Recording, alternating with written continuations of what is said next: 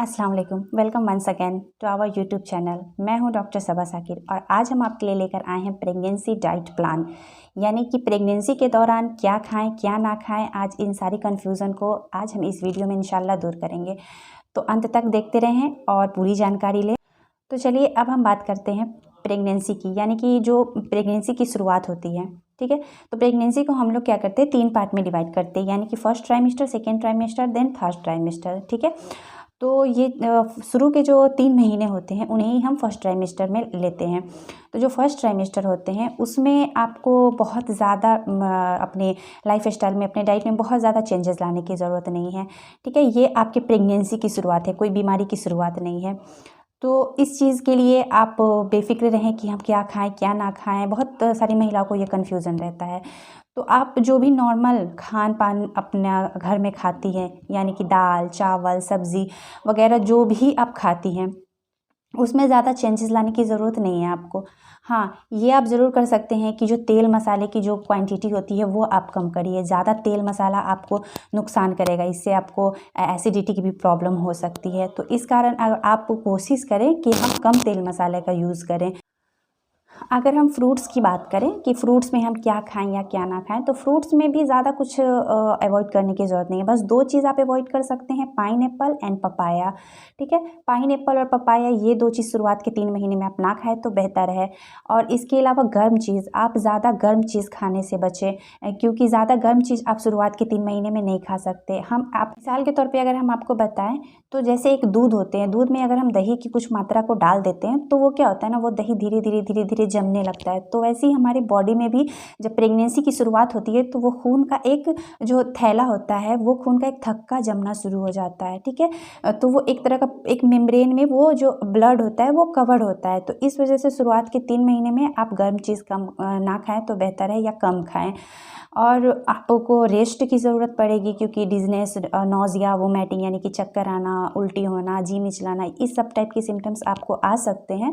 तो ऐसे में अगर आप खाना खा रही हैं और आपको डाइजेस्ट नहीं हो रहा है तो आप क्या करें, या आप सबसे पहले तो ये कोशिश करें कि हम भरपेट खाना ना खाएं। और अगर खाना हम खाएं भी तो हम पहली बात तो भरपेट आपको खाना ही नहीं है। दूसरी बात कि अगर आप खाना खा भी रहे हैं तो आप कोशिश करें कि आप लिक्विड चीज़ की का इस्तेमाल आप ज़्यादा करें, वो जल्दी डाइजेस्ट होगा आपको। आप सादी खिचड़ी खा सकती हैं शुरुआत में, अगर आपको ज़्यादा डिज़नेस वगैरह नौजिया की परेशानी है तो। फ्रूट्स में तो पाइनएप्पल पपाया आप तो नहीं खा सकते। उसके अलावा आपको ऑरेंज पसंद है, आप ऑरेंज खाएं। आपको बनाना पसंद है, बनाना खाएं। आप ग्रेप्स भी खा सकती हैं, आप मैंगो भी खा सकती हैं, आप लीची भी खा सकती हैं। आपके लोकल एरिया में जो जो फ्रूट्स आपको मिलते हैं आप वो खा सकती हैं, लेकिन आपको अपने क्वांटिटी का ख्याल रखना है। बहुत ज़्यादा आपको एक बार में बहुत ज़्यादा नहीं खाना है, आप थोड़ा थोड़ा करके खाएं। ठीक है, जो ग्रेप्स होते हैं, अंगूर होते हैं, अंगूर को लेकर भी बहुत सारी फीमेल को कन्फ्यूज़न रहता है। बहुत सारे लोग कहते हैं खाओ, बहुत सारे लोग कहते हैं नहीं खाओ। बिल्कुल ऐसा नहीं है, आप खाइए, बिल्कुल खाइए, लेकिन कम क्वांटिटी में खाइए, ज़्यादा नुकसान करेगा। क्योंकि आपके अंदर बहुत ज़्यादा हार्मोन चेंजेस होते हैं शुरुआत में, प्रेगनेंसी के दौरान बहुत ज़्यादा हार्मोन की चेंजेस होने की वजह से आपको बहुत अपने तब्दीली आएंगी आपकी सेहत में, आपकी तबीयत में बहुत तब्दीली आपको देखने को मिलेंगे। इसलिए आप वो कोशिश करें कि आपको जो पसंद है आप वो खाएं, लिमिट में खाएं। ठीक है, बहुत सारी महिला को खट्टा खाना पसंद होता है, मीठा, नमकीन, चटपटे, तो आप खाइए, लेकिन कम चटपटे चीज़ भी आप कम खाएं तो बेहतर है, क्योंकि इससे भी आपके एसिडिटी में, सीने में जलन, गैस्ट्राइटिस वगैरह की परेशानी हो सकती है आपको। फ्राइड चीज़ आप कम खाएं तो बेहतर है। इसके अलावा हम ड्राई फ्रूट्स की अगर बातें करें तो ड्राई फ्रूट्स भी आप खाएं।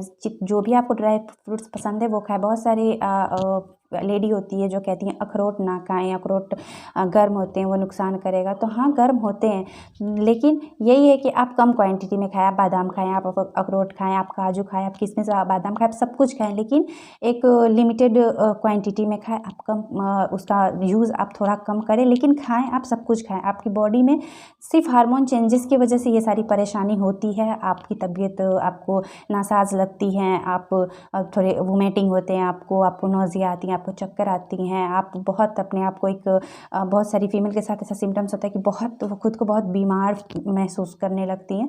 तो ये सब चीज़ सिर्फ एक हार्मोन चेंजेस की वजह से होता है, इसमें बहुत परेशान होने की ज़रूरत नहीं है। हाँ, अगर आपको बहुत ज़्यादा परेशानी है, ठीक है, तो तुरंत अपने नज़दीकी जो गायनेकोलॉजिस्ट है उनसे कंसल्ट करें। घरेलू उपचार कुछ भी ना करें इसमें, ठीक है। बहुत सारी लेडी होती हैं जो अपने मुँह में जो हाजमोला होते हैं ना, हाजमोला को रख लेते हैं कि स्वाद चेंज करने के लिए। ठीक है, आप एक टैबलेट्स उसके ले सकते हैं, लेकिन आप उसका बहुत ज़्यादा यूज़ करेंगे तो उससे आपके किडनी में जलन, आपको गैस की भी परेशानी हो सकती है। तो आप अपने डॉक्टर से कंसल्ट करें, वो आपको बेहतर समझाएंगी, वो बेहतर आपके लिए करेंगी।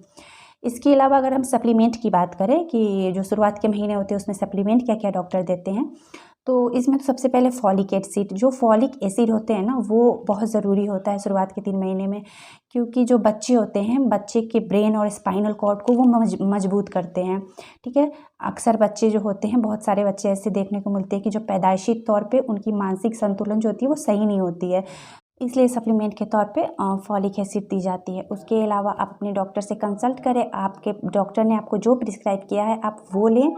और सबसे ज़रूरी बात कि आप हाइड्रेशन का अपने ख्याल रखें, आप पानी की कमी ना होने दें, बॉडी को अपने रेस्ट में रखें शुरुआत के 3 महीने में, क्योंकि उस टाइम में आपको थोड़ा थकान भी फील होगा, नींद भी आपको ज़्यादा आएंगी।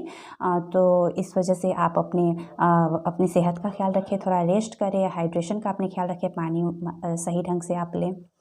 तो ये तो रहा बात आप फर्स्ट ट्राइमेस्टर का। देन अगर हम सेकेंड ट्राइमेस्टर की बात करें कि सेकेंड ट्राइमेस्टर में हमें क्या खाना चाहिए, क्या नहीं खाना चाहिए, और हमें किस किस चीज़ की रिक्वायरमेंट ज़्यादा होती है, तो देखिए सेकेंड ट्राइमेस्टर जो होती है उसमें हमारी बॉडी को एक्स्ट्रा रिक्वायरमेंट की ज़रूरत पड़ जाती है, ठीक है। यानी कि आयरन, कैल्शियम, कैलोरीज, ये सब डॉक्टर सप्लीमेंट के तौर पे देते हैं आपको। इसमें आपको इस सब चीज़ की एक्स्ट्रा ज़रूरत पड़ जाती है। 300 से 350 तक के करीब एक्स्ट्रा कैलोरीज़ की आपको ज़रूरत पड़ जाती है।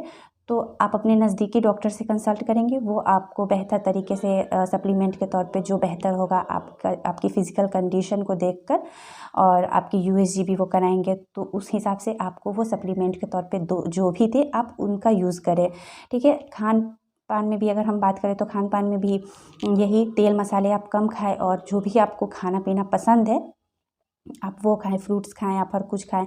हाँ, आप लास्ट जो सेकेंड ट्राइमेस्टर होते हैं इसमें इस चीज़ का ख्याल रखें कि आप अपनी बॉडी को ज़्यादा रेस्ट ना दें, ठीक है। अपनी बॉडी को वर्क में आप रखें, क्योंकि इससे क्या होगा ना, इससे आपको कॉन्स्टिपेशन नहीं होगा। अगर आप ज़्यादा रेस्ट करेंगी, ज़्यादा सोएंगी, तो इससे आपको कॉन्स्टिपेशन की प्रॉब्लम हो सकती है, कब्जियत हो सकता है आपको। तो आप ज़्यादा बॉडी को रेस्ट में ना रखें। अगर आप अपने बॉडी को वर्क में रखते हैं, आप घर के छोटे मोटे काम हैं ये सब करेंगी तो बेहतर होगा आपके लिए भी, आपके बच्चे के लिए भी। बच्चे भी आपके सही ढंग से मूव करेंगे, आपको कॉन्स्टिपेशन की भी प्रॉब्लम नहीं होगी, एंड डिलीवरी में भी इससे बहुत आसानी होती है। इसके अलावा अगर हम टी कॉफ़ी की बात करें तो टी कॉफ़ी का यूज़ आप कम करें तो बेहतर है। और आपको अगर आइसक्रीम, चॉकलेट, कोक ये सब अगर ज़्यादा खाना पसंद है तो इनका भी आप इस्तेमाल कम करें तो बेहतर है। ये सब चीज़ आप सेकेंड ट्राइमेस्टर में इसको अवॉइड कर सकते हैं। अगर आपको बहुत ज़्यादा पसंद है तो आप बिल्कुल कम क्वांटिटी में आप सब कुछ लेने की कोशिश करें। इसके अलावा जो गुड़ होते हैं, जो जिसको बहुत सारे लोग मीठे के नाम पे भी जानते हैं, ठीक है, तो गुड़ खाएं आप फिग जो होते हैं फ्रूट्स, वो फिग आप खाएं।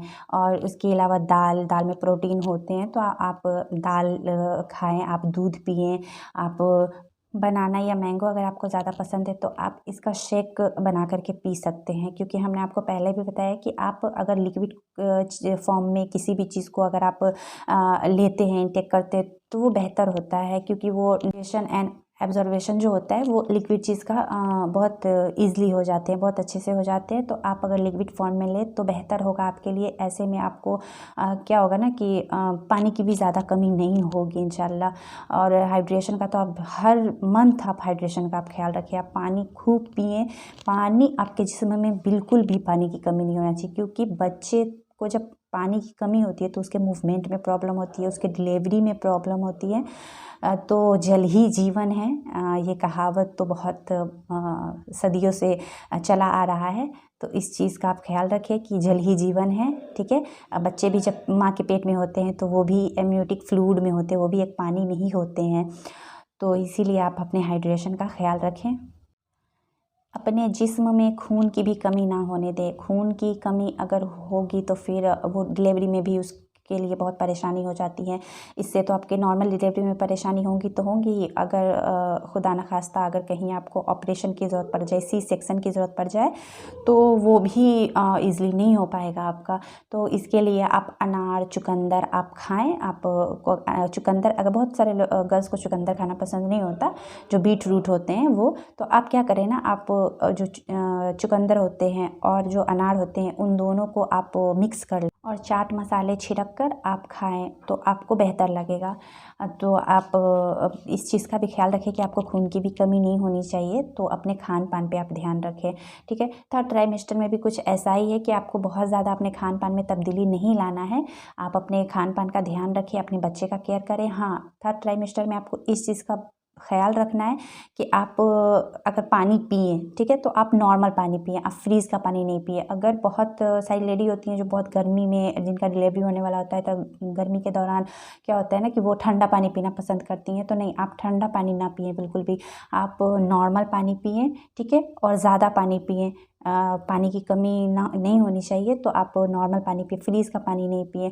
फ्रीज़ का कोई भी चीज़ अगर ना खाएँ आप तो बेहतर है, क्योंकि आपके बच्चे की वो लास्ट ट्राइमेस्टर है, इसमें आपके बच्चे अब धीरे धीरे वो मैच्योर हो रहे हैं, वो डिलीवरी के लिए डिलीवरी का जो दिन होता है ना, वो नज़दीक आता रहता है। इस वजह से बच्चे को सर्दी जुकाम नहीं होने चाहिए। बहुत सारे बच्चे को पैदाइशी तौर पे होते हैं, तो ये सब नहीं होने चाहिए, क्योंकि आपके बच्चे ऑलरेडी एक पानी के अंदर तैर रहे हैं, तो इस वजह से आप ठंडा चीज़ का यूज़ ना करें, वो आपके बच्चे को नुकसान करेगा। फ्रीज़ का कोई भी चीज़ आप ना खाएं तो बेहतर है, लेकिन आप अगर कोई चीज़ आप खा भी रहे हैं तो कोई बात नहीं, लेकिन पानी फ्रीज़ का बिल्कुल भी ना पिएँ।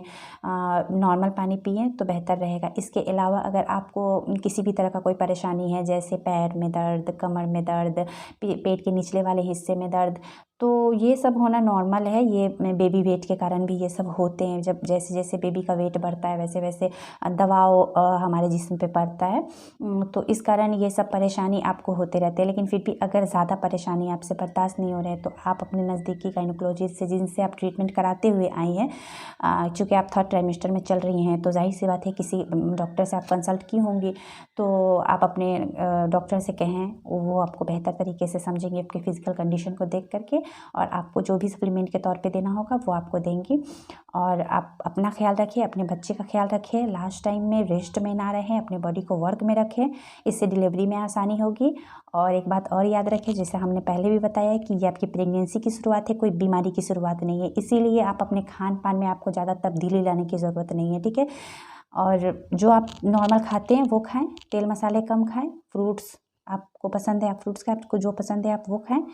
आप ज़्यादा परेशान ना हो इस मामले में कि हम क्या खाएं क्या ना खाएं। अगर आपको ज़्यादा परेशानी, अगर आपकी फ़िज़िकल कंडीशन उतनी अच्छी नहीं है, आप अपने डॉक्टर से कंसल्ट करें। ज़माना बदल चुका हुआ है, तो डॉक्टर से आप कहें, आपके डॉक्टर आपको बेहतर समझेंगे। तो ये तो रहा कुछ information medical point of view से प्रेगनेंसी का, डाइट प्लान का, जो कि नॉर्मल सी बात थी जो हमने आपको बताया। और उम्मीद करते हैं आपकी जो कन्फ्यूज़न है वो दूर भी हुई होंगी। अगर आपको हमारा वीडियो अच्छा लगा तो लाइक, सब्सक्राइब, शेयर करें। Thanks for watching.